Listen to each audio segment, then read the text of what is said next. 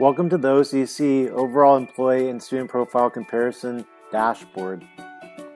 Today I will be going over the basic functionality of this dashboard to help you with your college program review. For starters, we have an overall comparison when comparing the employee profile to the student profile for the term of fall 2021.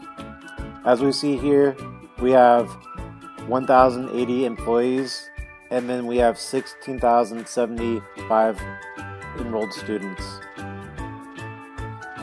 If we look at this closely, we can see that the day below is based on the unduplicated number of employees for fall 2021 and their demographics. When looking at the student profile, we can see that the day below is based on the unduplicated number of students enrolled for fall 2021 and their demographics as well. As we scroll down, we see the first section of the dashboard is employee classification. Here we will see everything broken out just for the employees by faculty part-time, classified confidential, faculty full-time, administrative manager. Scrolling down to the next line here, we can see the employee gender breakout versus the student gender breakout. Of course, we've got male, female that is broken out for the employee side, and then we have the other categories as well, such as unknown and non-binary, and of course male, female for student gender. Scrolling to the next line, there is employee age. We have these in age bins.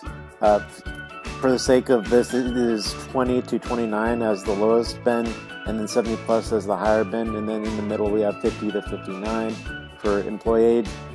Looking at student, we have 19 or less as the lowest bin, and then the highest bin, again, we have 50 plus.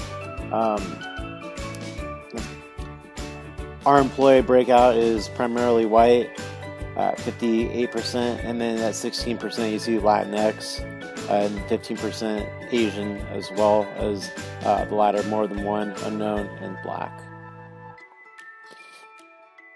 As we move to the top, we do have one slicer that allows you to look at the data from the employee classification that you might want to select. So for example, if we do full-time faculty, we will see that the data here does adjust. Now you only see a bar for full-time faculty, and you will see primarily the data on the left side only change, not the right side, as that will remain the same for student. Just taking a quick scroll here, you can see that the numbers have shifted a little bit for age, race, ethnicity as well. Our next section will cover the division tab. As we take a look at the division tab, it is very similar to the overall comparison tab. However, there is one little tweak that we have to it. Right away from the get-go, you can see that we have it broken out by full-time faculty and part-time faculty right here when looking at the whole entire campus. This page primarily will only focus on full and part-time faculty, as classified and managerial positions are not closely looked at for this section. Another big difference on this page is that you see we do have the division slicer here. So if you wanted to go ahead and filter by your own division, you certainly could. For example, I will use kinesiology. Once I click kinesiology, you see that the numbers have shifted, but this time the student profile numbers have shifted as well, meaning that the data is connected to the change for both the faculty profile and the student profile. As you see, the numbers for faculty profile did change. We have 19 full-time faculty for kinesiology and 30 part-time faculty. And then if you look at the student profile, we have 1,411 students in the kinesiology division. As we take another scroll, we can see that this page is very similar to the first page. Again, the only difference now is that we're now focusing on full-time and part-time faculty. As you can see here for the kinesiology unit, we do have primarily more male part-time and full-time faculty. in terms of the breakout. And then for student gender, we barely have more male students than female in terms of the kinesiology division as well. As we scroll down to the age level, we can see that we have it broken out by full and part-time once more, and student age for the kinesiology division. And when we look at particularly, we see for full-time, it is primarily made of 42%, 40 to 49. And then for part-time, you see that it's primarily 30 to 39, and then 50 to 59 as well. And then when you look at your kinesiology division students, most are primarily 19 or less, and that kind of tapers out from there all the way to age 50 plus. Moving ahead, we can see that the last level, as we saw from the first page, is race ethnicity.